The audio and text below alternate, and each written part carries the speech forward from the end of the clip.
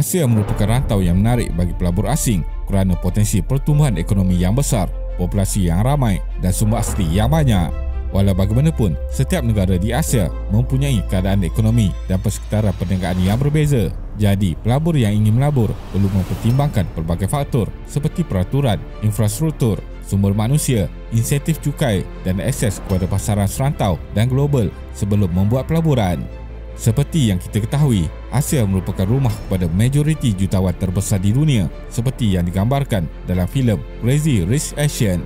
Ekonomi Asia merupakan ekonomi yang berkembang paling pesat di dunia dari segi keluaran dalam negara kasar, KDNK nominal, selain kuasa beli atau dikenali sebagai Purchasing Power Parity (PPP). Laporan terkini yang dikeluarkan oleh Bank Dunia meramalkan ekonomi Asia Selatan dijangka akan berkembang sekitar 5.8% pada tahun ini dan menjadikannya antara kawasan dengan pertumbuhan tertinggi di dunia. Jadi dalam video kali ini, kita akan melihat 5 negara paling kaya di Asia. Teruskan menonton. American and coalition forces in the early stages of military operations. Saksikan dokumentari eksklusif dari APHD Channel di aplikasi mobile apps. Tiada gangguan iklan dan sekatan untuk semua video di platform ini.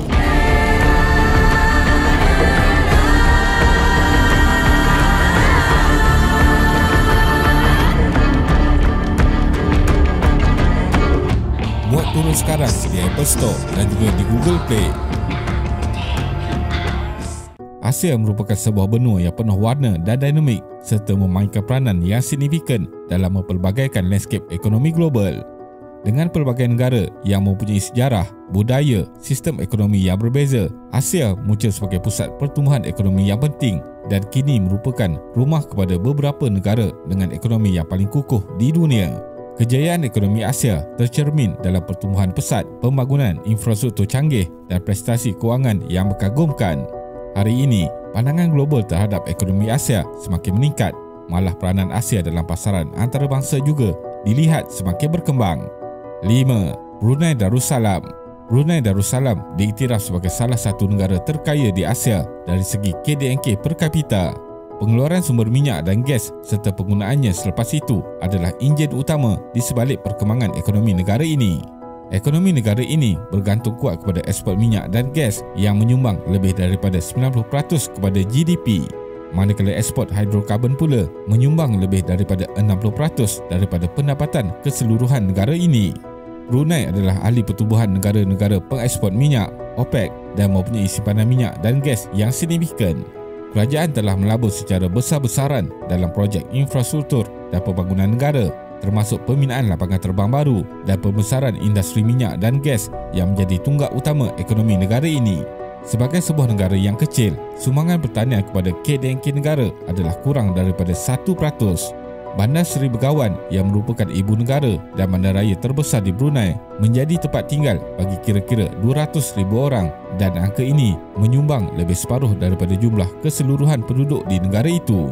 Antara kelebihan menjadi rakyat Brunei ialah mereka tidak perlu membayar cukai pendapatan, layak untuk pinjaman bank tanpa faedah dan menikmati akses tidak terhad ke perkhidmatan penjagaan kesihatan tanpa kos. Bukan itu sahaja, kerajaan juga menyediakan pendidikan percuma dan bertanggungjawab menanggung kos pendidikan warga negaranya yang mengikuti program di institusi di luar negara. 4. Kesatuan Emirat Arab. Dengan KDNK per kapita sebanyak $88,220, Kesatuan Emirat Arab UAE diiktiraf sebagai salah satu negara terkaya di Asia berdasarkan KDNK per kapita. Ekonomi negara ini sangat pelbagai dengan fokus yang kuat pada sektor pelancongan, kewangan dan perdagangan. Dubai sebagai salah satu bandar terbesar merupakan pusat kewangan dan pelancongan global utama dengan bangunan tertinggi di dunia iaitu Burj Khalifa dan salah satu lapangan terbang tersibuk di dunia iaitu lapangan terbang antarabangsa Dubai. UAE juga merupakan pemain utama dalam industri minyak dan gas asli di peringkat global kerana memiliki simpanan besar bagi kedua-dua komoditi ini. Dari segi kekayaan negara secara keseluruhan, Kesatuan Emirat Arab sering dianggap sebagai salah satu yang paling makmur di seluruh Asia. 3. Macau. Macau sebenarnya merupakan sebuah wilayah pentadbiran khas China yang sering disebut sebagai Las Vegas Asia. Terletak di selatan Hong Kong, Ia terkenal dengan pusat kasinonya yang sibuk yang sekaligus menjadikannya pusat perjudian global. Hong Kong dan Macau dirujuk sebagai kawasan pentadbiran khas yang memberikan kepada mereka peraturan tertentu dan kebebasan ekonomi yang membezakan mereka daripada negara China. Dengan jumlah penduduk kira-kira 650,000 orang, peningkatan pengunjung dari Tanah Besar China telah menyumbang secara signifikan kepada pertumbuhan industri kasino Macau dan pembangunan ekonomi secara umum.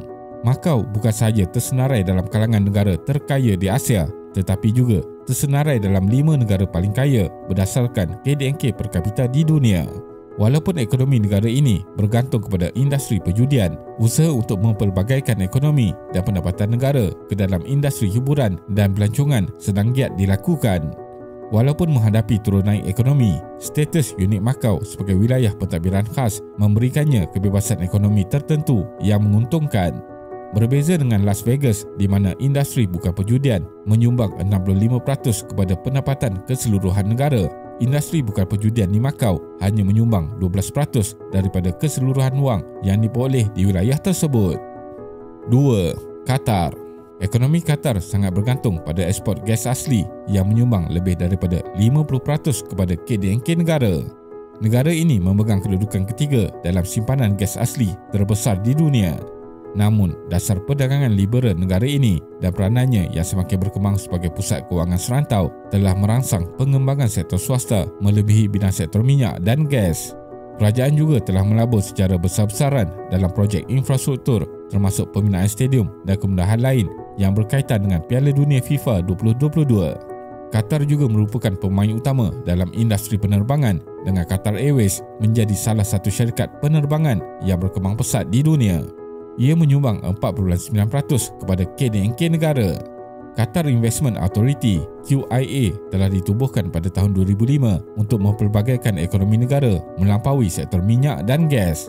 Dengan kira-kira 475 bilion US dollar dalam aset yang dikelola pada September 2023, QIA telah melabur secara signifikan dalam entiti global seperti Barclays Bank, Harrods, Porsche, Volkswagen dan pasukan bola sepak PSG. 1. Singapura.